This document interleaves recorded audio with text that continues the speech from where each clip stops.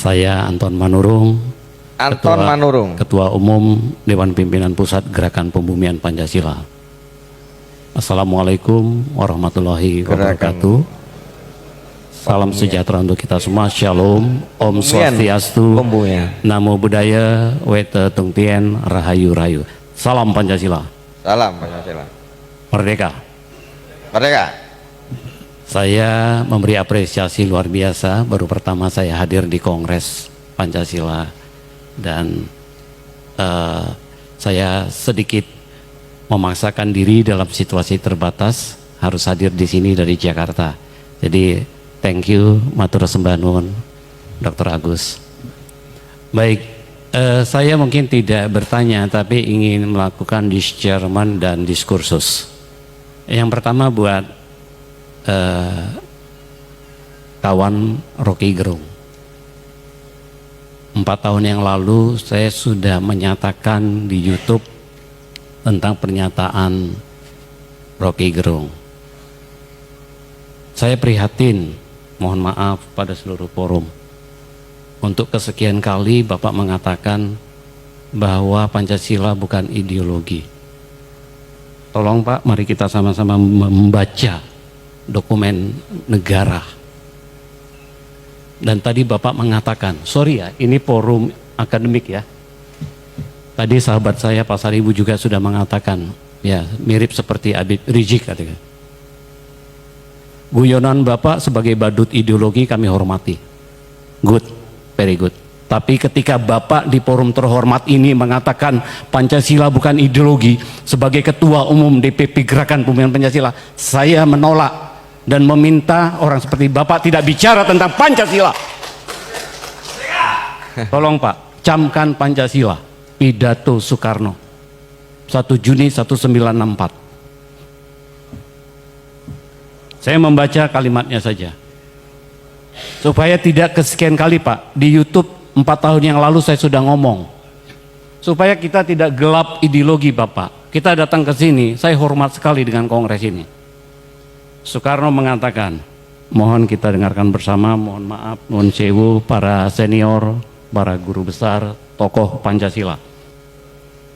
Bangsa Indonesia sejak proklamasi mempertahankan secara gigih panji-panji Pancasila dan akhirnya kita semua dapat memenangkan landasan Pancasila sebagai satu-satunya ideologi nasional progresif dalam revolusi kita.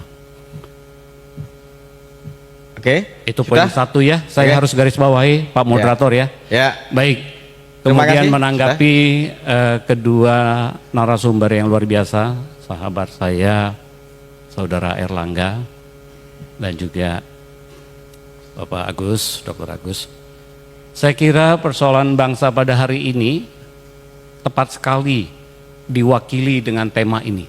Tema ini bagus ya. Gara-gara tema ini saya kira Pak Prabowo harusnya memiliki sebuah kesadaran yang kuat bersama dengan Pusat Studi Pancasila Gajah Mada membangun karisma Pancasila. Saya ingin mengatakan persoalan kemerosotan moral Pancasila pada hari ini dalam tata kehidupan berbangsa bernegara, karena Pancasila belum dipahami historisitasnya apa. Buat gerakan pembumian Pancasila jelas, historisitas Pancasila adalah Marxisme. Sepakatkah kita bangsa Indonesia bahwa Marxisme adalah historisitas Pancasila? Saya melihat seluruh kompleksitas masalah bangsa pada hari ini dalam konteks politik, ekonomi, budaya dan lain-lain itu karena Pancasila belum bersumber sebagai sosionasionalisme, sosiodemokrasi. Oke, ya. Soekarno mengingatkan kepada kita, kalau kedua hal ini tidak diterapkan, maka sia-sialah Pancasila menjadi ideologi bangsa dan ideologi negara.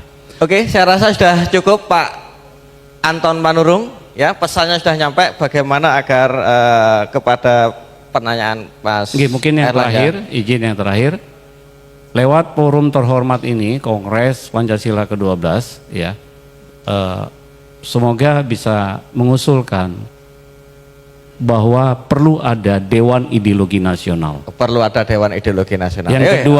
Yang kedua, mendorong lahirnya Undang-Undang Hari Lahir Pancasila. Tidak cukup dengan Kepres 24 2016. Saya kira demikian. Terima kasih. Salam Pancasila. Merdeka. Mereka. Terima kasih Pak Anton Manurung dari Gerakan Pembumian Pancasila dari Jakarta ya. Oke, terima kasih. Ada banyak pertanyaan yang sifatnya saya carikan istilah ya, cemas dengan keterangan saya tuh. Kenapa takut mengatakan bahwa Bung Karno mengumpulkan, mengkompilasi pikiran-pikiran dunia lalu dituangkan dalam 5 sila itu? Tadi saya katakan itu tidak asli Indonesia. Demokrasi tidak asli Indonesia. Yang dimaksudkan Bung Karno itu adalah pergaulan dunia yang dihidupkan oleh kompetisi, oleh persaingan pikiran. Negara kita basisnya feodal, kan bukan asli Indonesia kan? Sampai sekarang masih feodal tuh. Jadi ide demokrasi itu, sebut aja ide sila keempat itu adalah hasil adaptasi Soekarno untuk dijadikan pegangan, bukan ideologi itu. Demokrasi itu bukan ideologi. Jadi kalau sila keempat ada demokrasi lalu dianggap Pancasila itu ideologi, itu langsung bertentangan. Demokrasi itu membuka peluang untuk semua ideologi bersaing. Itu dasarnya Pak Manurung tadi. Boleh nggak Pancasila dijadikan ideologi? Boleh, tetapi akan ada negara otoriter. Tidak boleh ada persaingan pikiran. Padahal Pancasila ada diskursif sifatnya. Tadi saya terangkan bahwa Bung Karno menyebut falsafah, dia menyebut ideologi, tetapi bukan official ideologi dari negara. Kan nggak pernah ada keputusan MPR bahwa Pancasila itu ideologi negara tuh. Karena berbahaya. Negara yang berideologi itu cuma 2, fasisme dan komunisme. Mau nggak ada semacam tuntunan berideologi sehingga baju mesti sama, konsumsi mesti sama, tuh parfum mesti sama? Kan itu bertentangan dengan kemajemukan kita bangsa ini, Pak Manurung tuh. Nah kalau misalnya mau dinyatakan sebagai ideologi, ada problem teoritis juga. Ideologi itu mesti koheren, nggak boleh retak. Sila pertama itu ketuhanan yang Maha Esa. Sila keempat itu demokrasi, kemajemukan. Boleh nggak orang tidak memakai hak untuk beragama? Konstitusi itu mengatakan agama adalah hak, bukan kewajiban.